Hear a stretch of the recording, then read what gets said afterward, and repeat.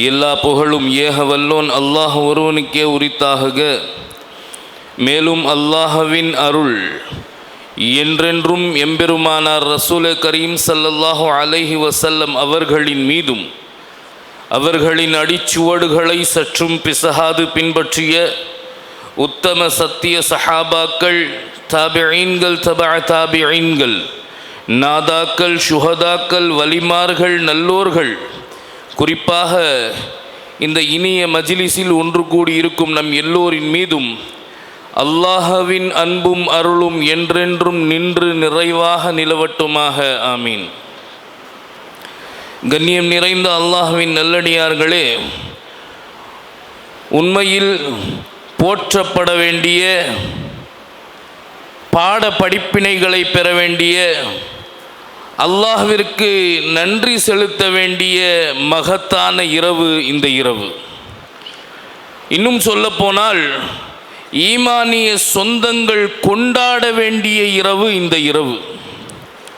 காரணம், இந்த இரவில்தான் பலதரப்பட்ட ரகசியங்கள் பெருமானாருக்கு காட்டப்பட்டு அது நம் வரை வந்து செய்திகள் சேர்ந்தது மட்டுமல்ல, மாபெரும் வெற்றியின் வித்தை அல்லாஹ் இந்த இரவில்தான் நமக்கு வழங்கி இருக்கிறான். ஈமானிய சொந்தங்களின் வெற்றிக்கான விதை வழங்கப்பட்ட இரவு இந்த இரவு. சஹாபாக்கள் முதல் கொண்டு கியாமத் நாளின் கடைசி முஃமின் வரை எல்லோருக்கும் மாபெரும் உதவியாக, உறுதுணையாக, வாழ்வின் மிக முக்கிய அம்சமாக, வெற்றிக்கு வித்தாய் அமையக்கூடிய தொழுகை வழங்கப்பட்ட இரவு இந்த இரவு. இந்த மிஅராஜ் இரவுக்கு முன் சஹாபாக்களின் நிலை கஷ்டம், கவலை, சோகம், சிரமம். ஆனால் மிஅராஜுக்கு பின் சஹாபாக்களின் நிலை இன்பமோ இன்பம், சந்தோஷம், மகிழ்ச்சி, வெற்றி. தொட்டதெல்லாம் துளங்கிய காலம் தொடங்கியது மிஅராஜ் இரவிலிருந்துதான். காரணம், மிஅராஜின் மகத்தான அருட்கொடைகளில் மாபெரும் அருட்கொடையாக அல்லாஹ் தொழுகையை வழங்கிய இரவு இந்த இரவு. இஸ்லாமியர்கள் கொண்டாட வேண்டிய இரவு இந்த இரவு. என்னமோ தெரியல, பராத் இரவுக்கு கொடுக்கிற முக்கியத்துவம் கூட இந்த இரவுக்கு கொடுக்கிறது இல்லை. காரணம் என்னவென்று யோசித்தால் அதற்கு கொஞ்சம் எதிர்ப்புகள் அதிகம். அதனால் நம் வேகத்தை காட்டுகிறோம். இதற்கு எதிர்ப்பு கொஞ்சம் குறைவு. அதனால் நாம் இதில் கொஞ்சம் சடைவை கடைபிடிக்கிறோம். உண்மையில் போற்றப்பட வேண்டிய இரவு, மகத்தான இரவு, மாபெரும் வெற்றிகளுக்கு காரணமான இரவு, தொழுகை கிடைத்த இரவு இந்த இரவு. தொழுகை என்ற ஒன்று மட்டும் இல்லை என்றால் நாதியற்று போயிருப்போம், கதியற்று போயிருப்போம்.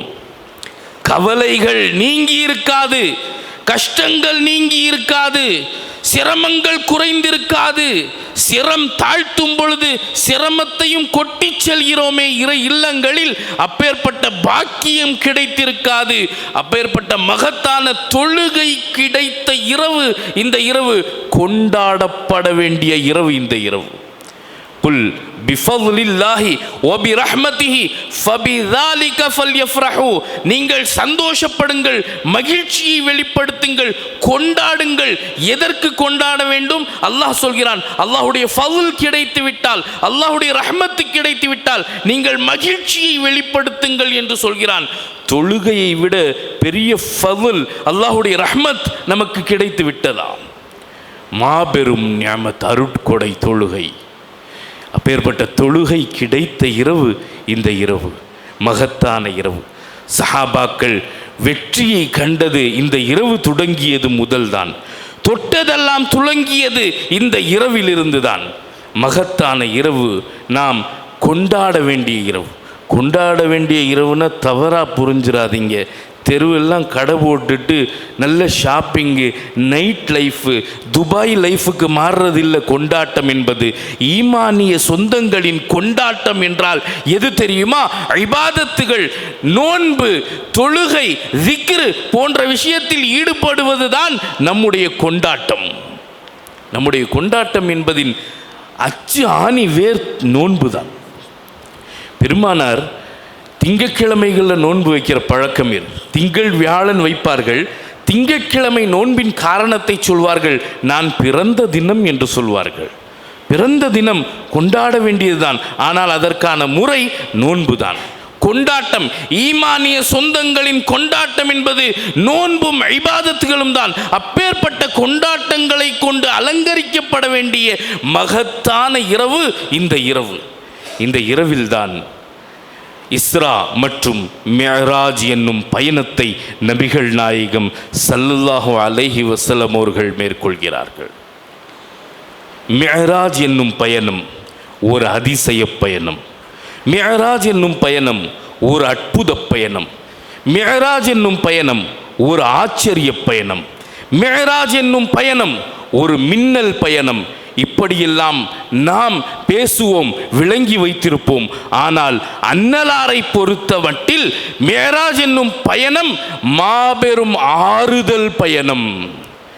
பெருமானாருக்கு மாபெரும் ஆறுதலை ஏற்படுத்தி தந்த பயணம், ஆறுதலுக்காக வேண்டிய அமைந்த பயணம். கண்ணியம் நிறைந்தவர்களே, இந்த பயணத்தின் நோக்கம், மிக முக்கியமான நோக்கங்களில் ஒன்று பெருமானாருக்கு ஆறுதல் வழங்க வேண்டும். பெருமானார் ஸல்லல்லாஹு அலைஹி வஸல்லம் அவர்கள் இருந்த நிலையை யோசித்து பாருங்கள். இந்த மிஅராஜ் இரவுக்கு முந்திய அந்த நாட்கள் எப்படி கடந்தது? பெருமானார் ஸல்லல்லாஹு அலைஹி வஸல்லம் அவர்களுக்கு மிகப்பெரிய உத்தாசையாக, உடந்தையாக, தோள் கொடுத்து வந்த அபூ தாலிப் அவர்களின் மரணம். எப்பேற்பட்ட அபூ தாலிப் அவர்கள் இருக்கும் வரை பெருமானாரை யாரும் நெருங்க முடியாது.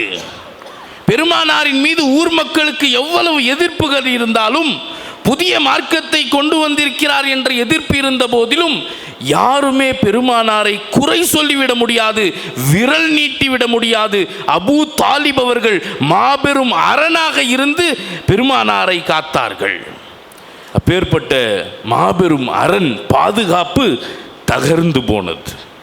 மரணம் யாரை விட்டு வைத்தது? பெருமானார் ஸல்லல்லாஹு அலைஹி வஸல்லம் அவர்களின் மனம் வேதனை கொள்கிறது. இனி யார் நமக்கு உதவி, உத்தாசை, நமக்கு ஆதரவாக நிற்பார்கள் என்று பெருமானார் அவர்கள் வேதனைப்படும் அந்த குறுகிய காலத்திலேயே அடுத்த இழப்பு மாதர் குல விளக்கு, மாணிக்க மணி விளக்கு, கண்மணி நாயகத்தின் காதல் ஒளி விளக்கு, அன்னை ஹதீஜா நாயகம் ஸல்லல்லாஹு அலைஹி வஸல்லம் அவர்களின் மனைவி அவர்கள் வஃபாத்தாகிறார்கள். அந்த விளக்கும் அணைந்து போகிறது. பெருமானாரின் வாழ்க்கையின் இருள், இருபெரும் இழப்புகள். இனி யார் நமக்கு, எவ்வளவு பெரிய பொறுப்பு தரப்பட்டிருக்கிறோம். உடந்தையாக, உத்தாசையாக இருந்தவர்கள், தோள் கொடுத்தவர்கள் எல்லாம் சென்று விட்டார்களே என்ற கனத்த இதயத்தோடு பெருமானார் தாயிஃபுக்கு போறாங்க. இதெல்லாம் மிஅராஜுக்கு முன்னால் நடந்த நிகழ்வுகள். தாயிஃபுக்கு செல்லும் பொழுது அங்கே பெருமானார் எதை யோசித்து செல்கிறார்கள்? பெருமானாரின் தாய் சொன்ன வார்த்தைகள், அருமை மகனே முஹம்மதே, உனக்கு ஒரு கால் கஷ்டம் வந்தால், ஏதேனும் துன்பம் வந்தால், இன்னல் சிரமம் வந்தால் நீ தாயிஃபுக்கு போ. அது உங்க அம்மாவோட ஊரு. அங்க உங்க நன்னத்தா, சொந்தக்காரங்க, உங்க மாமன்மார்கள் எல்லாம் உன்னை கண்ணுக்குள் வைத்து பார்த்து கொள்வார்கள் என்று தாய் சொன்ன வார்த்தையை நம்பி பெருமானார் அவர்கள் செல்கிறார்கள். தாயின் வார்த்தை பொய்யாகாது. ஆனா தாய் சொன்ன நேரம் வேறு. இப்பொழுது பெருமானார் அவர்கள் புதிய ஒரு மார்க்கத்தை தொடங்கி இருக்கிறார்கள் என்ற குரோதத்தில், கோபத்தில் இருக்கும் தருணத்தில் பெருமானார் அவர்கள் தாயிஃபுக்கு செல்லும் பொழுது அங்கே கடுமையாக தாக்கப்படுகிறார்கள். நாம் அறிந்த ஒன்றுதான். அங்கிருந்து திரும்பி வரும்பொழுது இங்கே மக்காவில் இடமில்லை என்று அறிவிப்பு செய்கிறார்கள். மறுபடியும் முஹம்மதை நம் ஊருக்குள் சேர்க்க மாட்டோம். தாயின் நகரத்திலிருந்து துரத்தப்பட்டு தந்தை நகரம், தாம் பிறந்த நகரத்திலும் தடுக்கப்படுகிறார்கள் நபிகள் நாயகம் ஸல்லல்லாஹு அலைஹி வஸல்லம். மத்அம் என்ற ஒருவர், அவர்தான் பெருமானாரை போராடி ஊருக்குள் அழைத்து வருகிறார். இல்லை, நான் அவருக்கு பாதுகாப்பு கொடுக்கிறேன்னு சொல்லி ஊருக்குள் அழைத்து வருகிறார் மத்அம் என்னும் ஒருவர். கஷ்டங்களுக்கு மேல் கஷ்டம், இழப்புகளுக்கு மேல் இழப்பு, கவலைகளுக்கு மேல் கவலை, சோகங்களுக்கு மேல் சோகம். வந்த பெருமானார் மக்கத்து நகருக்குள் தன்னுடைய பிறந்த ஊருக்குள் வந்து உம்மஹானி ரலியல்லாஹு தஆலா அன்ஹா அவர்களுடைய இல்லத்தில் ஒருகணித்து படுத்திருக்கிறார்கள். கன்னத்தில் கை வைத்தவர்களாக கனத்த இதயத்தோடு கவலையின் உச்சத்தில் படுத்திருக்கிறார்கள். இந்த நேரத்தில் நாம் ஒரு செய்தியை யோசித்து பார்க்கிறோம். எப்பொழுதெல்லாம் நமக்கு யாருமே இல்லை என்ற நிலை வருமோ அப்பொழுது நம்மை படைத்தவன் நான் இருக்கிறேன் என்று நிரூபிக்கும் தருணம் நம் வாழ்வில் வராமல் இருக்காது. அந்த நிலையை பார்க்காமல் நம்மில் யாருமே மரணிக்க மாட்டோம். அப்படி ஒருத்தருக்கு ஒரு நிலை வரவில்லை என்று சொன்னால் நிச்சயம் அல்லாஹ் அதை புரிய வைப்பான். யாருமே இல்லை, எல்லாம் போனது, எல்லாவற்றையும் இழந்தோம் என்ற தருணம் ஒவ்வொருவரின் வாழ்க்கையிலும் வரும். அந்த நேரத்தில் நான் இருக்கிறேன் என்று நம்மை படைத்த இறைவன் அது நேரத்தில் நமக்கு செய்யும் உதவி இருக்கிறதே, அது மறக்க முடியாத ஒன்று. நாம் பேச்சுவாக்கில் சொல்லிக்குவோம் இல்லையா, அல்லாஹ்வோட உதவி தாங்க, அல்லாஹ் காப்பாற்றுனா. அது வெறும் வாய் வார்த்தை அல்ல, அது உள்ளத்திலிருந்து வரும் வார்த்தை. யோசித்து பாருங்கள், எத்தனையோ தருணங்களில் நம்மை அல்லாஹ் தான் காப்பாற்றுகிறார். எதுவும் உதவி செய்திருக்காது, யாரும் உதவி செய்திருக்க மாட்டார்கள். இப்படி ஒவ்வொரு மனித வாழ்க்கையிலும் இன்னல்கள் அதிகரிக்கும் பொழுது, சிரமங்கள் அளவு கூடும் பொழுது, அல்லாஹ் தன்னை படைத்த அல்லாஹ் ஒருவன் இருக்கிறான் என்பதை நிரூபித்து காட்டக்கூடிய அந்த தருணம் இருக்க நபிகள் நாயகத்திற்கு மட்டும் அல்லாஹ் விட்டு வைப்பானா? கனத்த இதயத்தோடு ஒருகணித்தவர்களாக கன்னத்தில் கை வைத்து படுத்திருக்கிறார்கள் பெருமானார் ஸல்லல்லாஹு அலைஹி வஸல்லம் அவர்கள். தூக்கம் வரலை. உள்ளம் பாரமாக இருக்கும்போது தூக்கம் வராது, ரொம்ப கஷ்டம், ரொம்ப சிரமம். இன்னமும் சிலர் இந்த தூக்க மாத்திரையெல்லாம் பயன்படுத்துவாங்க. ஏன்னா டிப்ரெஷன் அதிகம், கவலை, கஷ்டம், சிரமம் என்று பயன்படுத்துபவர்கள் இருப்பார்கள். அந்த நேரத்தில் தூக்கம் வர்றது ரொம்ப பெரிய சிரமமான விஷயம் இல்லையா, சாதாரண விஷயம் அல்ல. அப்போது கனத்த இதயத்தில் அப்படியே ஒருகணித்தவர்களாக படுத்திருக்க லேசாக தூங்குகிறார்கள் நீண்ட நேரத்திற்கு பிறகு பெருமானார். ஆனால் அவர்களின் உள்ளங்களின் கவலை, அந்த கனம் குறையவில்லை. இந்த நேரத்தில் பெருமானாரின் உள்ளம் கனத்தால், கவலையால் கனக்கும் பொழுது அந்த கவலை மஹ்ஷரிலும் பிரதிபலிக்கிறது, அர்ஷிலும் பிரதிபலிக்கிறது, விண்ணுலகில் அந்த கவலை வெளிப்படுகிறது. சஹாபா மலக்குமார்கள் அத்துணை பேரும் கவலையில் உறங்கி இருக்கிறார்கள், கவலையில் ஊறிப்போய் இருக்கிறார்கள். இந்த நேரத்தில் தான் ஜிப்ரீல் அலைஹிஸ்ஸலாம் அவர்கள் யோசிக்கிறார்கள், எப்பேற்பட்டவர்களின் கவலையும் நீக்கக்கூடியவன் இறைவன். நம்முடைய நாயகத்தின் கவலையை அல்லாஹ் கனப்பொழுதில் நீக்குவான். ஆனால் எப்படி செய்வான்? அவனால் முடியாத ஒன்றுமல்ல.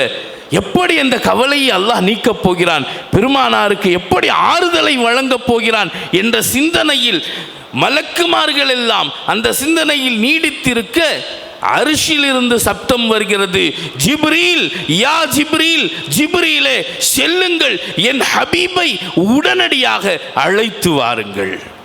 இந்த வார்த்தையை கேட்டதுதான் தாமதம். ஜிப்ரீல் அலைஹிஸ்ஸலாம் அவர்கள் விரைகிறார்கள். ஏன்னா கஷ்டத்தை தீர்ப்பதற்கு இவ்வளவு பெரிய தீர்வை அல்லாஹ் எடுப்பான் என்று நினைத்தே பார்க்கவில்லை. அழைத்து வர சொல்கிறான். அல்லாஹ்வை கண்ட பிறகு, அல்லாஹ்வை சந்தித்த பிறகு ஏதேனும் சிரமம் நீடிக்குமா? எல்லா சிரமமும் கஷ்டங்களும் தவிடுபொடியாகுமே, பெருமானாரின் கலங்கங்கள் கவலைகள் நீங்க போகிறது என்று விரைகிறார்கள் ஜிப்ரீல் அலைஹிஸ்ஸலாம் அவர்கள்.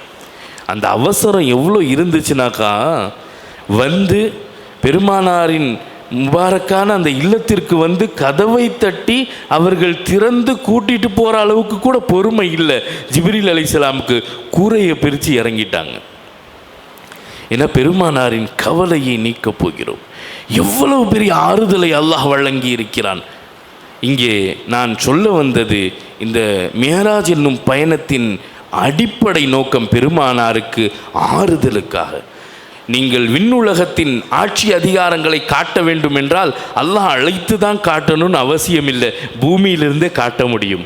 அப்படி காட்டி இருக்கிறான். நபியுனா இப்ராஹிம் அலைஹிஸ்ஸலாம் அவர்களுக்கு அல்லாஹ் காட்டி தந்திருக்கிறான். விண்ணுலகத்தின் அத்துணை ஆட்சி அதிகாரங்களையும் பூமியில் இருந்தபடி இப்ராஹிம் அலைஹிஸ்ஸலாமுக்கு காட்டி தந்திருக்கிறான். குர்ஆன் சொல்கிறது, கதாலிக நுரி இப்ராஹிம மலகூத்தஸ் ஸமாவாதி வல் அர்த். இப்ராஹிம் அலைஹிஸ்ஸலாம் அவர்களுக்கு வானத்தினுடைய அத்துணை ஆட்சி அதிகாரங்களையும் அத்தாட்சிகளையும் நாம் காட்டி தந்தோம். எங்கிருந்து?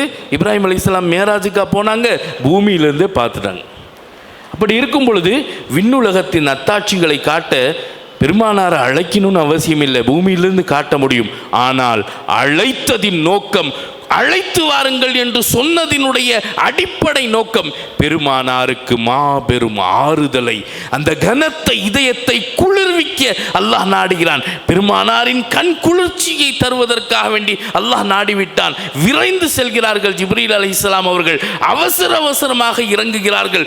கூரையை பிரித்து இறங்குகிறார்கள். இறங்கிய தருணத்தில் பார்க்கிறார்கள், பெருமானார் அப்பொழுதுதான் கண் அசந்திருக்காங்க. கவலை கஷ்ட தருணங்களில் தூக்கம் வருவதே பெரிய வித்தை. அப்படி இருக்க இப்போதான் தூங்கி இருக்கிறாங்க, என்ன செய்வது? ஜிப்ரீல் அலைஹிஸ்ஸலாம் அவர்கள் நெருங்குகிறார்கள் பெருமானாரை எழுப்பி விடலாம் என்று.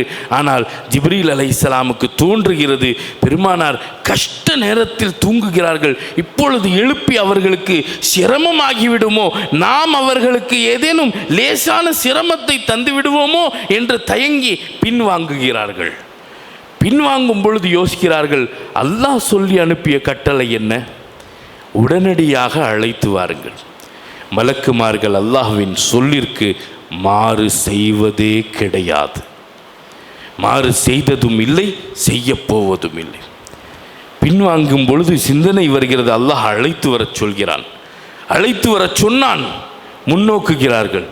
அதே சமயம் யோசிக்கிறார்கள், பெருமானாருக்கு சிரமம் தரக்கூடாது என்பதும் அல்லாஹ்வின் கட்டளை தானே, இப்போ எழுப்பி சிரமமாகிவிடுமோ என்று பின்வாங்குகிறார்கள். மறுபடியும் முன்னோக்குகிறார்கள், எழுப்புவதற்கு தயங்கி பின்வாங்குகிறார்கள். சும்ம அக்பல சும்ம அதுபர சும்ம அக்பல சும்ம அதுபர பல முறை இதுவே நடக்கிறது. எழுப்புவதா வேண்டாமா? சிரமம் தந்து விடுவோமோ? ஒருவேளை எழுப்பாமல் தாமதித்தால் அல்லாஹ்வுடைய கட்டளைக்கு மாறு செய்து விடுவோமோ? அச்சம், பயம் எல்லாம் கூடி போனது. பெருமானார் ஸல்லல்லாஹு அலைஹி வஸல்லம் அவர்களை எழுப்புவதா வேண்டாமா என்று முன்னும் பின்னுமாக நகர்ந்து ஜிப்ரீல் அலைஹிஸ்ஸலாம் அவர்களிடம் அல்லாஹ் பேசுகிறான். என்ன ஆயிற்று ஜிப்ரீலே, ஏன் இந்த தாமதம்? இப்போ ஜிப்ரீல் அலைஹிஸ்ஸலாம் நிலையை சொல்கிறார்கள், நான் எழுப்பி சிரமமாகிவிடுமோ, அதற்கும் நான் பாவியாவேன், உன்னுடைய கோபத்திற்கு நான் ஆளாவேன், எழுப்பாமல் தாமதித்து உன்னுடைய கட்டளைக்கு மீறியவனாவேன், நான் இங்கு என்ன செய்வதென்று புரியாமல் நிற்கிறேன் ரப்பே என்று சொல்லும் பொழுது அல்லாஹ் சொல்லித் தருகிறான், ஜிப்ரீலே, பெருமானாரின் பாதங்களுக்கு முத்தமிடுங்கள், சிரமம் இல்லாமல் அவர்கள் துயில் களையும். தட்டி எழுப்புவதல்ல, பாதங்களை, அந்த மிருதுவான பாதங்களை உங்களுடைய உதடுகளால் முத்தம் கொடுங்கள். அதன் மூலம் பெருமானார் சிரமமின்றி தூக்கம் களைவார்கள், துயில் களைவார்கள் என்று சொன்னதுதான் தாமதம். பாக்கியம் பெற்ற ஜிப்ரீல் அலைஹிஸ்ஸலாத்து வஸலாம் அவர்கள் முத்தம் கொடுக்கிறார்கள். அந்த முபாரக்கான பாதங்களில் முத்தம் தருகிறார்கள். அதை பார்த்து சொர்க்கம் கூட பொறாமைப்பட்ட தருணம் அது. யாருக்கு கிடைத்தது அந்த பாக்கியம்? ஜிப்ரீல் அலைஹிஸ்ஸலாத்து வஸலாம் அவர்களுக்கு சொர்க்கம் காத்திருக்கிறது, அந்த பாதங்களுக்காக காத்திருக்கிறது. அந்த பாதங்களை நான் எப்பொழுது முத்தமிடப் போகிறேன் என்று எதிர்பார்த்து காத்திருக்கிறது. ஆனால் அதற்கு முன்னதாகவே ஜிப்ரீல் அலைஹிஸ்ஸலாமிற்கு அந்த பாக்கியம் கிடைத்து விட்டது. முத்தம் கொடுத்ததும் துயில் களைகிறார் தூய நபி ஸல்லல்லாஹு அலைஹி வஸல்லம் அவர்கள். என்ன ஜிப்ரீலே, ஏன் இப்படி செய்தீர்கள்? என் பாதங்களுக்கு ஏன் முத்தம் தருகிறீர்கள்? அல்லாஹ்வின் கட்டளை என்று சொன்னார்கள் ஜிப்ரீல் அலைஹிஸ்ஸலாம் அவர்கள். என்ன ஆயிற்று? ஏன் இந்த நிலையில் வந்திருக்கிறீர்கள், எழுப்பிவிட்டீர்கள் என்று விசாரிக்கும் பொழுது அல்லாஹ் அழைத்து வரச் சொன்னான். அல்லாஹ் உங்களை அழைத்து வரச் சொன்னான். உடனடியாக அங்கிருந்து தொடங்குகிறது தரைவழி பயணம். அதுதான் இஸ்ரா. மெஹராஜ் என்பது விண்வெளி பயணம். இருபெரும் பயணங்கள். முதலில் தரைவழி பயணம் பைத்துல் முகத்தஸ் வரை. இதை பற்றிய செய்திகள் சூரத்துல் இஸ்ராவில் அல்லாஹ் பதிவு செய்கிறான். அழைத்து செல்கிறார்கள் பைத்துல் முகத்தஸ் வரை.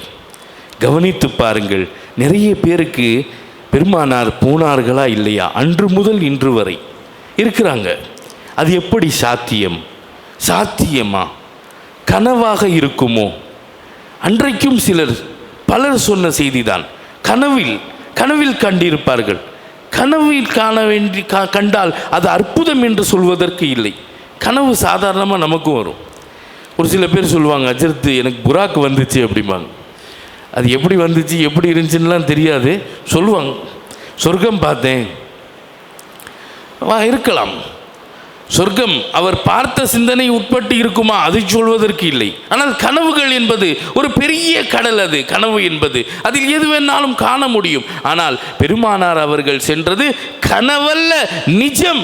அது சாத்தியமா என்று கேட்பவர்களுக்கு அல்லாஹ் ஒற்றை பதிலை சொல்கிறான். சுப்ஹானல்லதி அஸ்ரா பி அப்திஹி லைலம் மினல் மஸ்ஜிதில் ஹராம்.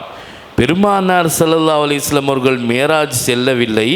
பெருமானார் ஸல்லல்லாஹு அலைஹி வஸல்லம் அவர்கள் மேராஜிற்கு அழைத்து செல்லப்பட்டார்கள். சென்றார்கள் என்றால்தான் நீங்கள் சந்தேகத்திற்கு இடம் கொள்ளலாம், சாத்தியமா நடக்குமா என்பதாக. ஆனால் செல்லவில்லை, அழைத்து செல்லப்பட்டார்கள். அல்லாஹ்வின் மூலம் அழைத்து செல்லப்பட்டார்கள். அஸ்ரா பி அப்திஹி, தன் அடியானை அல்லாஹ் அழைத்து சென்றான் என்பதாக சொல்கிறான். அல்லாஹ்வால முடியாத காரியம் இல்லை, அல்லாஹ்வால சாத்தியம் இல்லாத காரியம் இல்லை. அண்ட சராசரமும் அவனுக்குண்டானது. அப்போது தரைவழி பயணம் சூரத்துல் இஸ்ராவில் சொல்லப்படுகிறது. விண்வெளி பயணம் சூரத்துல் நஜ்ம் என்ற சூறாவில் சொல்லப்படுகிறது. அழைத்து செல்கிறார்கள் ஜிப்ரீல் அலைஹிஸ்ஸலாத்து வஸ்ஸலாம் அவர்கள். பயணத் தோழராக ஜிப்ரீல் அலைஹிஸ்ஸலாத்து வஸ்ஸலாம் அவர்கள் சென்றார்கள். ஒவ்வொரு வானத்திலும் சில நபிமார்களை சந்தித்தார்கள். நாம் எல்லாம் அறிந்த ஒன்றுதான். சில விஷயங்களை மட்டும் மேற்கோளிட்டு காட்ட ஆசைப்படுகிறேன். குறிப்பாக செல்லும் பொழுது அவர்கள் சந்தித்த மிக முக்கியமான விஷயங்களில் ஒன்று, நபியுனா இப்ராஹிம் அலைஹிஸ்ஸலாத்து வஸ்ஸலாம் 7வது வானத்தில் பார்த்தாங்க. 7வது வானத்தில் எத்தனையோ நபிமார்களை பார்த்தார்கள், முதல் வானத்திலிருந்து 7வது வானம் வரை. ஆனால் இந்த உம்மத்திற்கு சலாம் சொல்லி அனுப்பிய ஒரே நபி இப்ராஹிம் அலைஹிஸ்ஸலாம் தான். மற்ற நபிமார்கள்லாம் ரசூலுல்லாஹ்க்கு சலாம் சொன்னாங்க. உம்மத்திற்கு சலாம் சொல்லி அனுப்பியவர்கள் அந்த சலாமை எத்தி வைத்து விட்டார்கள் நபிகள் நாயகம் ஸல்லல்லாஹு அலைஹி வஸல்லம் அவர்கள். இன்னமும் கியாமத் நாள் வரை அந்த சலாம் எத்தி வைக்கப்பட்டு கொண்டே இருக்கும். நாம் அதற்கு பதில் சொல்ல வேண்டும். அப்போது இப்ராஹிம் அலைஹிஸ்ஸலாம் சலாம் சொல்லி அனுப்பினாங்க. சொல்லிட்டு சொன்னாங்க, முஹம்மதே, என்னுடைய மகனே, மகன் என்று அழைத்தார். என் மகனே, மகனாரே, நீங்கள் உங்கள் உம்மத்திடம் சொல்லுங்கள், அவர்களுக்கு அல்லாஹ் மாபெரும் சொர்க்கத்தை, மிகப்பெரிய இடத்தை, சொர்க்கத்தை ஒதுக்கி வைத்திருக்கிறான். ஆனால் அவர்களுடைய சொர்க்கங்கள் எல்லாம் காலியாக இருக்குது. காலியாக வறண்டதாக பாலைவனம் போல் காட்சியளிக்கிறது. அதற்கு என்ன செய்வது என்று கேட்டார்கள். மரங்களை நட சொல்லுங்கள். என் உம்மத்திருக்கிறார்கள் பூமியில், சொர்க்கத்தில் எப்படி அவர்கள் மரம் நடுவர்? சொர்க்கத்தில் மரம் நடுவது என்பது அவர்கள் பூமியில் சொல்லும் சுப்ஹானல்லாஹ், அல்ஹம்துலில்லாஹ், அல்லாஹு அக்பர், லா இலாஹா இல்லல்லாஹ், இதுவெல்லாம் சொர்க்கத்தில் மரம் நடுவதாகும்.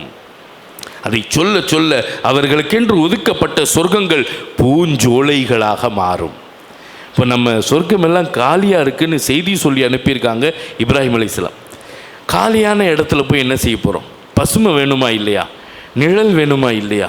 சுப்ஹானல்லாஹ்வை சொல்லுங்கள், அல்ஹம்துலில்லாஹ்வை சொல்லுங்கள், லா இலாஹா இல்லல்லாஹ், அல்லாஹு அக்பர், இதுவெல்லாம் சொர்க்கத்தில் மரம் நடக்கூடிய மிக முக்கியமான செய்திகள் என்பதாக இப்ராஹிம் அலைஹிஸ்ஸலாம் அவர்கள் சொல்லி தந்த உபதேசத்தை பெருமானார் அவர்கள் வந்து சொல்வார்கள். இப்போ அதே மாதிரி அங்கிருந்து கிளம்பி செல்கிறார்கள். அந்த வேகம் கவனித்து பாருங்கள். 7வது வானத்திலிருந்து சிதறத்துல் முன்தஹா வரை எவ்வளவு தூரம்! இன்றைக்கு விண்வெளி ஆராய்ச்சி மையங்களில் சொல்லக்கூடிய செய்திகள் வெளிவிதுங்க செய்கிறது. எத்தனை கோடான கோடி நட்சத்திரங்கள்! இந்த பூமி பால் அண்டத்திலிருந்து வெளியேறுவதற்கே ஆயிரக்கணக்கான வருடங்கள் ஆகுமாம். ஒளியின் வேகத்தில் பயணித்தாலே ஆயிரக்கணக்கான வருடங்கள் ஆகுமாம். அப்படி இருக்கும் பொழுது இதில் எத்தனையோ பால் அண்டங்கள் இருக்கிறது, கேலக்சிகள் இருக்கிறது, லட்சோப லட்ச கேலக்சிகள் இருக்கிறது. அத்துணையும் கடந்து செல்ல வேண்டும் என்று சொன்னால் எவ்வளவு வேகமான அந்த வாகனம்! பைத்துல் முகத்தஸ் வரை புராக்கில், பைத்துல் முகத்தஸிலிருந்து ரஃப் என்னும் வாகனம், மிக வேகமான வாகனம், மின்னல் வேகத்தில் செல்லும் வாகனம். பெருமானார் அவர்கள் சொல்வார்கள், அந்த வாகனத்துடைய ஸ்பீடு எப்படி இருந்துச்சு தெரியுங்களா? பார்வை எங்கு படுமோ அங்கு அந்த வாகனத்தில் பாதம் படுமாம். நம்முடைய பார்வை எவ்வளவு தூரத்துக்கு போய் படுமோ அங்குதான் அடுத்த எட்டு எடுத்து வைக்குமாம் அந்த வாகனம். இப்போ எவ்வளவு வேகம் இருக்கும்! அவ்வளவு வேகத்தில் அந்த சித்ரத்துல் முன்தஹாவை அடைகிறார்கள். சித்ரத்துல் முன்தஹா என்று சொன்னால் என்ன? தி எண்ட், அதான் அதனுடைய அர்த்தம். அங்கு அதோட கடைசி, அதுக்கப்புறம் யாரும் வர முடியாது, முடிந்தது, எல்லாம் முடிந்து. தி எண்ட், முன்தஹா எண்ட், அதோடு முடிந்தது. இப்போ அங்கே சென்ற பிறகுதான் ஜிப்ரீல் அலைஹிஸ்ஸலாம் பின்வாங்குகிறார்கள். இனி நீங்கள் தான் செல்ல வேண்டும் நாயகமே, நான் வர இயலாது. ஏன்? இது சித்ரத்துல் முன்தஹா, தி எண்ட், எல்லோருக்கும் எண்ட், யாராக இருந்தாலும் எண்ட். இதற்கு மேல் யாரும் ஒரு எட்டும் எடுத்து வைக்க முடியாது. இதற்கு மேல் செல்பவர்கள் முதலும் கடைசியும் நீங்கள் மட்டும்தான் நாயகமே. முதலும் நீங்கள் தான், கடைசியும் நீங்கள் தான். இதற்கு மேல் யாரும் செல்வதற்கு இல்லை, யாராலும் செல்ல முடியாது. அதனால்தான் அல்லாஹ் அதற்கான பேர் சித்ரத்துல் முன்தஹா, இந்த சித்ரத்தில் முன்தஹா என்பதாக வைத்திருக்கிறான். தி எண்ட், அதோடு முடிந்தது, யாரும் வர முடியாது. அப்போ நபிகள் நாயகம் ஸல்லல்லாஹு அலைஹி வஸல்லம் அவர்கள் அங்கிருந்து புறப்படுகிறார்கள், தனிமையில் புறப்படுகிறார்கள். இனி யாரும் போக முடியாது. நெருங்குகிறார்கள் அர்ஷை. அல்லாஹ் சொல்கிறான், சூரத்து நஜ்மை படித்து பாருங்கள். அல்லாஹு அக்பர். அதன் தமிழாக்கத்தை படித்து பாருங்கள். வரிக்கு வரி அந்த வார்த்தைகள் நம்மை மெய்சிலிர்க்க வைக்கிறது. ஃபகான காப கௌசைனி அவ் அதுனா. பெருமானார் அவர்கள் வந்தார்கள் அல்லாஹ்வை நோக்கி, அர்ஷை நோக்கி வந்தார்கள், வந்து கொண்டே இருந்தார்கள். எந்த அளவிற்கு வந்தார்கள் என்று தெரியுமா? ஃபகான காப கௌசைனி அவ் அதுனா. நீங்கள் வில்லுகளை, 2 வில்களை ஒட்டி வைப்பார்கள் போர்க்காலங்களில். அம்பு எறியக்கூடிய வில் இருக்கிறது அல்லவா, வளைந்த வண்ணம் இருக்கும். போர் முடிகிறது, சமாதானம் என்று வந்தால் 2 வில்களையும் இப்படி ஒட்டி வைப்பார்கள். இப்படி நீங்கள் ஒட்டி வைப்பீர்களே, அதுபோல் என் ஹபீப் என்னை நெருங்கி வந்தார்கள் என்று அல்லாஹ் சொல்கிறான். ஃபகான காப கௌசைனி அவ் அதுனா. அதுபோல் அல்ல, அதை விட அதிகமாக நெருங்கி விட்டார்கள். அல்லாஹு அக்பர். சூரத்து நஜ்மினுடைய இந்த வார்த்தை போதும் பெருமானாரின் அந்தஸ்தை புரிவதற்கு. இந்த ஒரு வார்த்தை போதும் பெருமானார் எப்பேற்பட்ட அந்தஸ்து மிக்கவர்கள் என்று விளங்குவதற்கு. இந்த ஒற்றை சொல் போதும். ஃபகான காப கௌசைனி அவ் அதுனா. சித்ரத்துல் முன்தஹா, தி எண்டிலிருந்து எல்லோரும் அனுப்பப்படுகிறார்கள். பெருமானார் ஸல்லல்லாஹு அலைஹி வஸல்லம் அவர்கள் நெருங்கி 2 வில்களை ஒட்டி வைப்பதை போல அல்லாஹும் ரசூலும் லா இலாஹ இல்லல்லாஹ் முஹம்மது ரசூலுல்லாஹ் என்ற நம்முடைய திருக்கலிமாவில் அல்லாஹ் முஹம்மது என்ற வார்த்தை எவ்வளவு நெருங்கி இருக்கிறது அல்லவா, அதுபோல் நெருங்கி இருக்கிறார்கள் நபிகள் நாயகம் ஸல்லல்லாஹு அலைஹி வஸல்லம். அந்த சூறாவில் அடுத்தடுத்து அல்லாஹ் பேசுகிறான். ஃபஅௌஹா இலா அப்திஹி மா அௌஹா. அல்லாஹ் எதை அறிவித்தானோ பேசினானோ அங்கு பேச்சு நடந்தது. மா கதபல் ஃபுஆது மா ரஆ. பெருமானார் அவர்கள் பார்த்தவற்றில் அவர்கள் எதையுமே மாற்றமாக பொய் சொல்லவில்லை. அவர்கள் சொன்ன அத்துணையும் சத்தியம் என்று அல்லாஹ் சொல்கிறான். மேராஜ் இரவு நெருங்கிவிட்டார்கள் நபிகள் நாயகம் ஸல்லல்லாஹு அலைஹி வஸல்லம் அவர்கள் அல்லாஹ்வின் அர்ஷோடு. அந்த நெருக்கத்தில் பேசிய வார்த்தைகள் இன்னமும் நாம் சொல்லிக்கொண்டுதான் இருக்கிறோம். முதலில் அல்லாஹ்வை சந்தித்ததும் நெருங்கியதும் நபிகள் நாயகம் ஸல்லல்லாஹு அலைஹி வஸல்லம் சொன்ன வார்த்தை அத்தஹியாத்து லில்லாஹி வஸ்ஸலவாத்து வத்தய்யிபாத்து. இதை கேட்டதும் அல்லாஹ் சொல்கிறான், அஸ்ஸலாமு அலைக்க அய்யுஹன் நபியு வ ரஹ்மத்துல்லாஹி வ பரகாத்துஹு.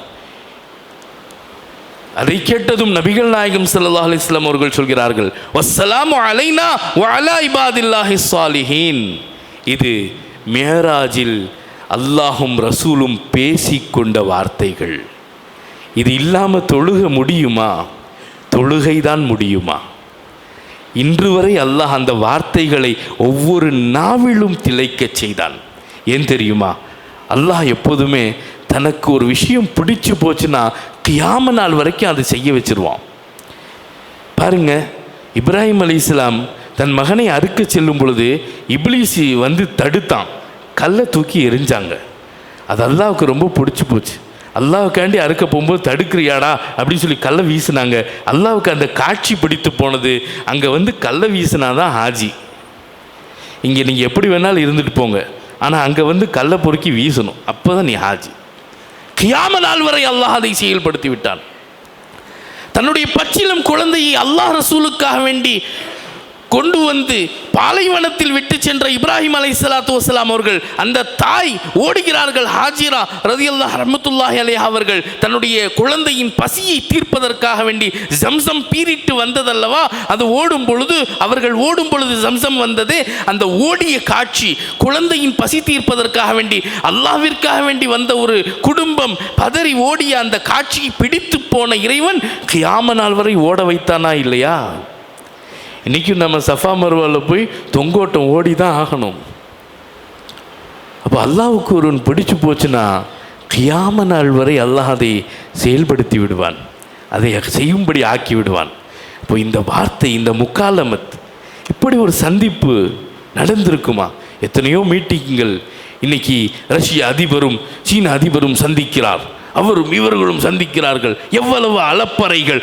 ஆனால் இந்த ஒரு மிஅராஜின் சந்திப்பு, அது போன்ற ஒரு சந்திப்பு இனி எந்த யுகத்திலும் ஏற்படாது. கியாம நாள் வரை அல்லாஹ் அந்த வார்த்தைகளை தொழுகையின் அங்கமாக ஆக்கிவிட்டான். ஒவ்வொருவரும் சொல்லிக் கொண்டிருக்கோமா இல்லையா? அத்தஹியாத்து லில்லாஹ் என்ற வார்த்தைகள். இதுதான் பெருமானார் அவர்களும் அல்லாஹும் பேசிக்கொண்ட அந்த முகாலமத். அதை தொடர்ந்து அல்லாஹ் அன்பளிப்பை வழங்குகிறான், மிக முக்கியமான அன்பளிப்பை வழங்குகிறான். சூரத்துல் பக்கராவினுடைய கடைசி 2 ஆயத்துகள் மாபெரும் அன்பளிப்பு. கிஃப்ட் கொடுக்கணுமா இல்லையா? பழக்கம் இருக்க, ஒரு நாட்டினுடைய அதிபர் சந்திக்கும் பொழுது ஏதாவது கொடுப்பாங்க, ஒரு பூச்செண்டாவது கொடுப்பாங்க. ஆனால் அல்லாஹுடைய அந்தஸ்து எப்பேற்பட்ட அந்தஸ்து! அப்பேற்பட்ட அல்லாஹ் நபிகள் நாயகத்திற்கு ஒரு அன்பளிப்பை தருகிறான் என்று சொன்னால் அது எவ்வளோ பெரிய அன்பளிப்பாக இருக்கும் பாருங்கள். அந்த அன்பளிப்பு இன்னும் நம்மள்கிட்ட இருக்குது, அதனுடைய மகத்துவம் புரியாமல் இருக்கிறோம்.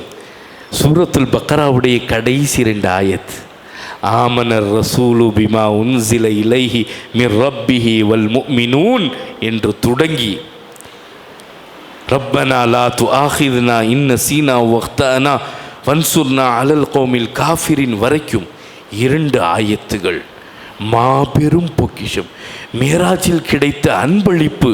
பெருமானார் அவர்கள் சொல்கிறார்கள், இந்த 2 ஆயத்துகளை எவர் ஒருவர் இரவில் உறங்கும் பொழுது ஓதி தூங்குவாரோ கஃபதாஹு, அவருக்கு அதுவே போதுமானது, இரவின் இபாதத்திற்கு சமமானது. இரவின் இபாதத்துக்கு சமமானது. இந்த கஃபத்தாஹு என்ற வார்த்தையின் விளக்கங்களை மார்க்க மேதைகள் இப்படியும் சொல்கிறார்கள், எல்லா ஆபத்திலிருந்தும் அதுவே அவரை பாதுகாக்கும், எல்லா சிரமங்களிலிருந்தும் பாதுகாக்கும். நோய் நொடிகள் ஊடுருவது இரவில் நேரத்தில் தான், அந்த இரவு அவருக்கு எந்த நோயும் உண்டாகாது, ஷைத்தானுடைய தீண்டல் உண்டாகாது, எந்த சிரமமும் அவர் சந்திக்க மாட்டார், எந்த ஆபத்தும் சந்திக்க மாட்டார். இப்னு அப்பாஸ் ரலியல்லாஹு தஆலா அவர்கள் அறிவிக்கிறார்கள், யார் இந்த 2 ஆயத்தை ஓதிவிட்டு தூங்குவாரோ இரவு தஹஜ்ஜுத் தொழுத நன்மை கிடைக்கும் என்று சொல்கிறார்கள். ஜிப்ரீல் அலைஹிஸ்ஸலாம் சொல்லுவாங்க, நாயகமே அபிஷிர் பி நூரைன், 2 ஒளிகள் உங்களுக்கு தரப்பட்டிருக்கிறது, இருபெரும் ஒளிகள், பேரொளிகள் தரப்பட்டிருக்கிறது. அதில் ஒரு ஒளி சூரத்துல் பக்கராவுடைய இந்த 2 கடைசி ஆயத்து. பாருங்க, இப்னு உமர் ரலியல்லாஹு தஆலா அவர்கள் உட்பட பெரும்பாலான சலஃபுகள் வசியத் செய்திருக்கிறார்கள், மரண சாசனம் சொல்லியிருக்கிறார்கள். நான் மரணித்து விட்டால் என் கபரின் கால் மாட்டில் நின்று இந்த 2 ஆயத்து ஓதுங்கன்னு சொல்லி தன் குடும்பத்தார்களுக்கு வசியத் மரண சாசனம் செய்துவிட்டு சென்றிருக்கிறார்கள். கிதாபுகளில் இருக்கிறது. அந்த 2 ஆயத்துகள் மையத்திற்கு பலன் தரும் என்று சொல்கிறார்கள். அது ஒளி தரும் என்று சொல்கிறார்கள். அது அவருக்கு பாதுகாப்பாக அமையும் என்று சொல்கிறார்கள். நம்ம ஓதுறோமா? கால் மாட்டுக்கிட்ட வசியத் செஞ்சுட்டு போவோம். யார் யாருக்கு என்ன கொடுக்கறது அப்படிங்கிறது வசியத் செஞ்சுட்டு போவோம். இன்னும் சொல்லப்போனால் சில பேர் அவர்கிட்ட பேசி மட்டும் வச்சுக்காத அப்படின்னு சொல்லி வசியத் செஞ்சுட்டு போயிடுவார். உங்கள் சித்தப்பா இருக்கார், அவர்கிட்ட பேசிடாத அப்படின்னு சொல்லி வசியத் செஞ்சிருவார். அந்த காலத்து வசியத்துகளை பாருங்கள். என் கால் மாட்டில் நின்று இந்த 2 ஆயத்து ஓது பாவான்னு சொல்லி தன்னுடைய மகன் தன்னுடைய உறவுக்காரர்கிட்ட சொல்லிட்டு போவாங்க. இப்னு உமர் ரலியல்லாஹு தஆலா அவர்கள் உட்பட பல சஹாபாக்களின் வசியத்து இந்த ஆயத்தை ஓதிவிட்டு செல்லுங்கள். ஆமனர் ரசூலு பிமா உன்ஸில இலைஹி, மிக முக்கியமாக. ஆனால் இன்னைக்கு இந்த ஆயத்து ஓதுறது செய்ய வேண்டியதெல்லாம் செய்கிறதில்ல. இந்த மூத்தா போயிட்டா இப்போ எல்லா ஊர்லேயும் அந்த பழக்கம் இருக்குது. நம்ம திருப்பூரில் அந்த மாதிரி இருக்க வாய்ப்பில்லை. மையத்தை கிபிலாவை பார்த்து காலை நீட்டி படுக்க வைக்கிறாங்க. கேட்டால் மையத்தை கிபிலாவை பார்க்கணும். அது கால் எந்த பக்கங்க? கிபிலா பக்கம். இப்படி நேராக படுக்க வச்சுறாங்க. கால் கிபிலா பக்கம் நீட்டி இருக்கும். ஏன்னா கிபிலா பக்கம் இருக்கணுமே, கிபிலாவை பார்க்கணுமே. அவர் எங்கே கிபிலாவை பார்க்க போகிறார்? அவர் மேலே பார்த்துட்ருக்கார், வானத்தை தான் பார்க்குறார். ரூ போயிடுச்சுன்னா கண்ணு மேலே போயிடும். அப்புறம் எப்படி கிபிலாவை பார்ப்பார்? சில பேர் அதை கஷ்டப்படுத்தி தலகாணியெல்லாம் வச்சு கிபிலாவை பார்த்து உட்கார வச்சு காலை கிபிலா பக்கம் நீட்டி வச்சு. கராஹத் என்பதாக சொல்லப்பட்டிருக்கும் செய்தி. கிபிலாவின் பக்கம் காலை நீட்டுவது அது உசிதமான ஒழுக்கம் அல்ல. எப்படி இருக்கணும்? மையத்தை எப்படி வைக்கணும்? வலது தோல் புஜம் கிபிலாவின் திசையில் இருக்கணும். வலது தோல் புஜம் கிபிலாவின் திசையில். கபிரஸ்தானில் எப்படி அடக்கம் பண்ணுவோமோ அந்த அமைப்பில் தான் வீட்டில் வைக்கணும். அப்படி வைக்கிறதுக்கான சாத்தியம் இல்லைன்னு சொன்னால், வீடு அந்த வசதி போதலைன்னு சொன்னால் அது வேறு. ஆனால் முறை இதுதான். நிறைய பேர் மையத்தோட வீட்டுக்கு போனால் சங்கடமாயிருது. சரி நாம் பார்த்துட்டு வந்துடுறோம், எதுக்கு மையத்து வீட்டில் போய் எதுவும் சொல்லிட்டு மனஸ்தாபங்கள்னு. அப்போ ஒருத்தர் அஜித் இது தப்பு தானே சொல்லுங்கள். இப்போ இது எங்கே சொல்கிறது? இந்த மாதிரி பயானில் சொல்லிடலாம். மையத்து வீட்லையா சொல்லிகிட்டு இருக்க முடியும்? அப்போது பயானில் சொல்லலாம். காலை கிபிலாவை நோக்கி படுக்க வைப்பது எங்கிருந்து வந்த பழக்கம் என்று தெரியவில்லை. இது சொல்லப்படாத ஒன்று. கிபிலாவை முன்னோக்குவது மையத்திற்கு கட்டாயமில்லை. கபரில் அடக்கம் பண்ணும்போது வேணால் கிபிலாவை முன்னோக்கி முகத்தை லேசாக சாட்சி வைப்பாங்க. அது முறை, அது முஸ்தஹப் இருக்கிறது. ஆனால் மையத்தை வீட்டில் வைக்கும்போதே கிபிலாவை பார்க்கணும்னு சொல்லி காலை கிபிலா பக்கம் நீட்டி தலகாணி 2 கொடுத்து சிரமப்படுத்துவது அது முறையல்ல. வலது தோல் புஜத்தின் திசையில் தான் கிபிலா இருக்க வேண்டும். இதை நாம் கவனிக்க வேண்டும். இதுவெல்லாம் ஆகுமான விஷயங்கள் செய்யப்படாமல் ஏதேதோ புதிதாக வந்துவிட்டது. அப்போது வசியத் செய்கிறார்கள், கபர் கால் மாட்டில் நின்று இந்த 2 ஆயத்து ஓதுங்க என்பதாக. அப்போது இந்த 2 ஆயத்து கிடைத்தது மேராஜில் மாபெரும் பொக்கிஷம். ஒவ்வொருவரும் இந்த அன்பளிப்பை கொண்டு பலன் பெற வேண்டும். அந்த பலன் எப்போ பார்ப்பீங்க? உலகத்தில் நீங்கள் அதை ஓதிட்டே இருங்க. உங்கள் கால் மாட்டில் ஓத சொல்லி வசியத் செஞ்சுட்டு போங்க. கபரில் அதன் பலன் பார்ப்பீர்கள். அதன் பலன் பார்ப்பீர்கள். இந்த அன்பளிப்பு எப்பேற்பட்ட அன்பளிப்பு, எவ்வளவு மகத்தான அன்பளிப்பு என்பதை நிச்சயம் அவசியம் பார்ப்பீர்கள். மட்டுமல்ல, அந்த அன்பளிப்பை கொடுத்த பிறகு அல்லாஹ் கொடுத்த மாபெரும் அமானிதம் தொழுகை, மிகப்பெரிய அமானிதம். அஸ்ஸலா, இந்த தொழுகை தான் மிகப்பெரிய பொக்கிஷம். முஸ்லிம்களின் அடையாளம் தொழுகை, முமின்களின் அடையாளம் தொழுகை. பள்ளிவாசல்கள் எதற்கு? தொழுகைக்காக. தொழுகை என்று ஒன்று இல்லை என்றால் இந்த ஒன்றுபட்ட இதயங்கள், இந்த கூட்டங்கள் இதுவெல்லாம் கிடைத்திருக்காது. சிதறி போயிருப்போம், வீணாய் சென்றிருப்போம், கதியற்று போயிருப்போம், நாதியற்று சென்றிருப்போம். தொழுகைதான் நம்மை வெற்றிக்கு ஆளாக்குகிறது, நம்மை ஒரு சேர வைத்தது, நம் உள்ளங்களை இணைத்தது. தொழுகை போன்ற பாக்கியம்தான் நம்முடைய பலதரப்பட்ட வெற்றிகளுக்கு வித்தாக அமைந்திருக்கிறது. தொழுகை கொடுத்தான் இறைவன். பாருங்க, எல்லா கடமைகளும் பூமிக்கு வந்தது. பூமிக்கு அல்லாஹ் இறக்கி தந்தான் கடமைகளை, பூமியில் கடமையாக்கினான். ஆனால் தொழுகை அல்லாஹ் அர்ஷில் கடமையாக்கினான். ஜிப்ரீல் அலைஹிஸ்ஸலாம் அவர்கள் மூலம் தரப்படவில்லை. அழைத்து தரப்பட்டார்கள் நபிகள் நாயகம் ஸல்லல்லாஹு அலைஹி வஸல்லம் அவர்கள். நாம் எல்லாம் அறிந்தது தான், சுருக்கமாக சொல்லி முடிப்பேன். 50 நேர தொழுகை தரப்பட்டோம். பிறகு இறங்கும் பொழுது 6வது வானத்தில் கேட்டை போட்டாங்க. மூசா அலைஹிஸ்ஸலாம் அவர்கள் 50 முடியாது பாவா, மூசா அலைஹிஸ்ஸலாம் நமக்கு செஞ்ச உதவிக்கு நாம் நிச்சயமாக அவங்களுக்கு யாசின் ஓதி துவா செய்யணும். மிகப்பெரிய உதவி செஞ்சாங்க. 50 இருந்துருந்துச்சுனாக்கா ரொம்ப சிரமமாக போயிருக்கும். மிகப்பெரிய உதவி செய்தார்கள் மூசா அலைஹிஸ்ஸலாம். நாம் அவர்களை போற்றுகிறோம், நாம் அவர்களை பற்றி யோசிக்கிறோம், சிந்திக்கிறோம், நிச்சயமாக இல்லையா? ஆனால் அந்த மூசா அலைஹிஸ்ஸலாமுக்கே நம்மளை பற்றி தெரிஞ்சிருக்கும் போது நம்மளை படைச்சவனுக்கு தெரியாதா? அந்த மூசா அலைஹிஸ்ஸலாமை நிப்பாட்டினதே அல்லாஹ் தான். திருப்பி அனுப்புங்க, செய்ய மாட்டாங்க, திருப்பி அனுப்புங்க. ஏன் 50 கொடுத்து அல்லாஹ் மூசாவை நிப்பாட்டி மறுபடியும் அழைக்கிறான்? ஆரம்பத்திலே 5 கொடுத்துருக்கலாமே, அல்லாஹ்வுக்கு தான் தெரியுமே. ஹபீபை மீண்டும் மீண்டும் பார்க்க வேண்டும், மீண்டும் மீண்டும் பார்க்க வேண்டும். ஃபஸ்பிர் லிஹுக்மி ரப்பிக்க ஃபஇன்னக பிஅயுனினா. நபியே நாயகமே, பொறுமை காத்திடுங்கள், என் கண்களுக்கு முன்னால் நீங்கள் இருக்கிறீர்கள், என் கண் முன்னாலேயே இருக்கிறீர்கள் என்று அல்லாஹ் சொல்லும் அந்த வார்த்தைகள் 9 முறை திரும்பி திரும்பி சென்றார்கள் நபிகள் நாயகம் ஸல்லல்லாஹு அலைஹி வஸல்லம். இந்த வாசல் வரைக்கும் வருவோம் இல்லையா? ரொம்ப பிடிச்ச உங்களுக்கு ஒரு 3 தரமாக பிரிச்சிருவோம். சில பேர் சோஃபாலேருந்தே சலாம் போட்டுருவோம், சில பேர் வாசல் கதவு வரைக்கும் வருவோம், சில பேர் கேட் வரைக்கும் கூட வருவோம், சில பேர் வண்டியில் ஏறி கிளம்புற வரைக்கும் நிற்போம். அது தரம் பிரிப்போம். அப்படியெல்லாம் இருக்குது. அப்படி இருக்க நாயகத்தின் மீது அல்லாஹ்வினுடைய அன்பு, அந்த இஷ்க், அந்த முஹப்பத், ஹபீப், தன் ஹபீப் மீண்டும் மீண்டும் அழைக்கப்படுகிறார்கள். 5 குறைக்கப்படுகிறார்கள். கடைசியில் 5 அப்பவும் விடல மூசா அலைஹிஸ்ஸலாம். போங்க, நாங்கள் போயிருந்தாங்கன்னா ஜும்மா மட்டும்தான், வெள்ளிக்கிழமை. இப்போ ஐவேளை தொழுகை இருக்கும்போதே ஜும்மாவுக்கு இந்த கூட்டம் கூடுது. ஐவேளை தொழுகை இல்லாமல் வெறும் ஜும்மானாக்கா 7 அடுக்கு கட்டியிருக்கணும் பள்ளிவாசல். சில இடங்களில் பள்ளிவாசலை விஸ்தீர்ணப்படுத்துறதுக்கு காரணமே ஜும்மா தான். வேறு எந்த தொழுகைக்கும் கூட்டம் பத்தலைன்னு சொல்லி பள்ளிவாசலில் இருக்கிற இடமே அதிகமாக இருக்குது. எல்லோருக்கும் இடம் பத்தலைன்னு சொல்லி எதுவும் பள்ளிவாசல் விஸ்தீர்ணம் பண்ணி பார்த்துருப்போமா? கிடையாது. ஏங்க பள்ளிவாசலை எக்ஸ்டெண்ட் பண்ணுறீங்க? ஜும்மாவுக்கு பத்தலைங்க, ஜும்மாவுக்கு பத்தலை. வாரத்துக்கு ஒரு தடவை வந்து 2 ரக்காத் ஜும்மா தொழுகிறேன் அப்படிங்கிறத 2 ரக்காத் சும்மா தொழுகிறேன்னு தொழுதுட்டு போகிற கூட்டம் இருக்கிற வரைக்கும் பள்ளிவாசல்கள் விஸ்தீர்ணம் பண்ணிக்கிட்டே தான் இருப்பாங்க. இப்போ 7 அடுக்காக நம்முடைய திருப்பூர் பெரிய பள்ளி ஆயிருக்கும், அப்படி இருந்திருக்குமே. ஆனால் மூசா அலைஹிஸ்ஸலாம்ட்ட ரசூலுல்லாஹ் சொல்லிட்டாங்க, நான் வெட்கப்படுகிறேன், மீண்டும் செல்வதற்கு வெட்கப்படுகிறேன். இல்லை, இந்த 5 என் உம்மத்து பிடிப்பார்கள், என் உம்மத்து கடைபிடிப்பார்கள், என் உம்மத்து அதை நிச்சயம் நிறைவேற்றுவார்கள் என்ற நம்பிக்கையோடு பெருமானார் ஸல்லல்லாஹு அலைஹி வஸல்லம் அவர்கள் வாங்கி வந்தார்கள். வாங்கி வந்த பிறகு ஒரு சின்ன நிகழ்வை சொல்லி முடிப்பேன். முதலில் இந்த நிகழ்வை மேராஜ் சென்றேன், இது போன்ற நிலைகளை பார்த்தேன், தொழுகை தரப்பட்டேன், ஆச்சரியங்களை அற்புதங்களை பார்த்தேன் என்றெல்லாம் பெருமானார் ஸல்லல்லாஹு அலைஹி வஸல்லம் அவர்கள் முதல் உம்மஹானி ரலியல்லாஹு தஆலா அன்ஹா சொல்லும்போது உம்மஹானி சொன்னாங்க, நாயகமே இந்த விஷயங்களை யார்ட்டையும் சொல்லிடாதீங்க நாயகமே. நாங்கள் ஏன்னு கேட்டாங்க, உங்களை நம்பியவர்கள் கூட உங்களை மறுத்து விடுவார்கள், இதை யாரும் புரிஞ்சிக்க மாட்டாங்க, உங்களை மறுத்து விடுவார்கள். இதுக்கு முன்னாடி உங்களை ஏற்றுக்கொண்டவர் கூட இந்த செய்தியை கேட்டால் அவங்கள மறுத்துருவாங்க, நாயகமே வேண்டாம் சொல்லாதீங்க. நாங்கள் இல்லை, நான் சொல்வேன் என்று சென்றார்கள் நபிகள் நாயகம் ஸல்லல்லாஹு அலைஹி வஸல்லம் அவர்கள். எல்லோரிடமும் சொன்னார்கள். சொன்னதும் சட்டென்று அதை ஏற்றுக்கொண்டவர்கள் அபூபக்கர் சித்தீக் ரலியல்லாஹு தஆலா அவர்கள்.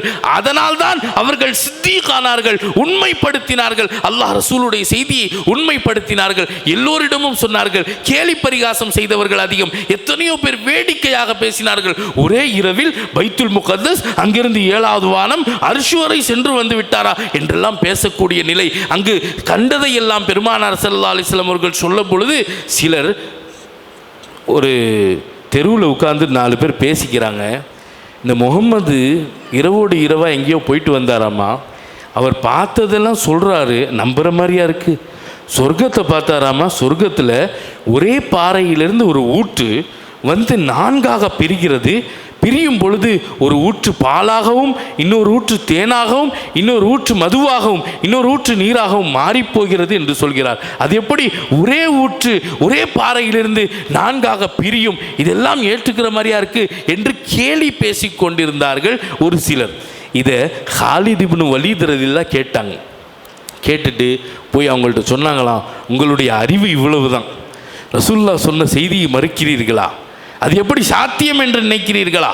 ஒரே ஊற்று ஒரு பாறையிலிருந்து 4ஆக பிரிவது உங்களுக்கு அதிசயமாக இருக்கிறதா?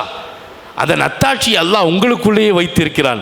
உங்கள் தலை எடுத்துக்கொள்ளுங்கள். இந்த தலையில் மூக்கிலிருந்து வரக்கூடியது சளியாக, காதிலிருந்து வரக்கூடிய நீர் பசையாக, கண்ணிலிருந்து வரக்கூடிய நீர் கண்ணீர் உப்பு கரிக்கக்கூடியதாக, வாயிலிருந்து வரக்கூடிய நீர் உமிழ் நீராக, ருசியை காட்டக்கூடிய நீராக அல்லாஹ் ஆக்கி வைத்திருக்கிறானே. இப்படி இருக்கும் பொழுது ஒரு ஊற்று, ஒரு பாறையிலிருந்து 4 ஊற்றுகள் வராதா? ஒஃபி அன்ஃபுசிக்கும் அஃபலா துபுசிரூன். உங்களில் அத்தாட்சியை வைத்திருக்கிறேன். வெளியில் தேடாதீர்கள், வெளியில் தேடாதீர்கள். சாத்தியமா? மேராஜ் சாத்தியமா? விண்வெளி பயணம் சாத்தியமா? இதெல்லாம் வெளியில் ஆராயாதீர்கள். உங்களுக்குள் அந்த அத்தாட்சியை வைத்திருக்கிறேன். அல்லாஹ்வால் எதுவும் முடியும் என்பதற்கான அத்தாட்சி உங்களுக்குள் இருக்கிறது. எந்த விதமான சப்போர்ட்டும் இல்லாமல் துடித்து கொண்டிருக்கும் இதயம் அது அல்லாஹ்வின் நாட்டப்படி தான் துடிக்கிறது. நாட்டம் நிறைவேறிவிட்டால், அவன் புறத்திலிருந்து தீர்ப்பு வந்துவிட்டால் அடுத்த கணம் அது துடிப்பை நிறுத்திக் கொள்ளும். இது மாபெரும் அத்தாட்சி அல்லவா? ஒஃபி அன்ஃபுசிக்கும் அஃபலா துபுசிரூன். உங்களுக்குள் அத்தாட்சிகளை வைத்திருக்கிறேன். வெளியில் தேடாதீர்கள். அல்லாஹ்வால் எதுவும் சாத்தியமே, எல்லாம் சாத்தியமே.